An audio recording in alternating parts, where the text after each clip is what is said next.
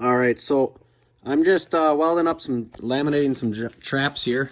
As you can see, just putting some lamination. Well, that one's hot. I just did that one. Look at this one. Just doesn't take much, tack them on. So I'm doing all my 1.5s, my new number 2s, and then I was gonna do those, but the rust is a little too thick on the number 2s. So those might have to wait, or also have to hit those with the grinder. All the 1.5s, I'm hitting with the wire wheel, just cleaning them up with the wire wheel on the drill.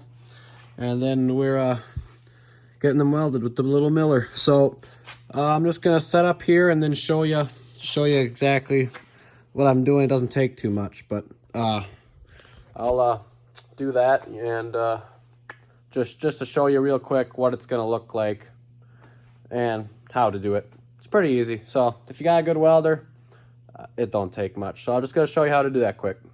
I don't want to record or anything, so I'm just gonna do this all one-handed here. So I just take the trap, put it in the vise, get it clamped in here, nice and level. So as you can see, I got it all shined up, and I got my ground here, got it all connected real nice. So then I just come and get my extra lamination jaw here, and first I'll just set it on here, get it lined up, and you can see I just leave it just a hair so you can see the crack there, and then I'll weld it. So let me grab my gloves here. All right, so this is gonna obviously be hard to record and weld at the same time, but I've got it lined up pretty good there. So I usually just put a tack right in the middle. So we'll go just like that. Get the tack in there, and then I'll just go here, put a tack, over here, put a tack. So just like tack there, come over here, put a tack, and then I'll just go every one here and just put a bead through there. So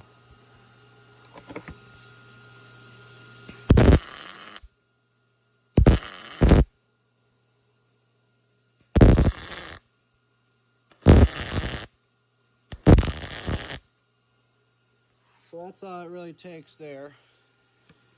And then when I come and put the second jaw on, grab another one.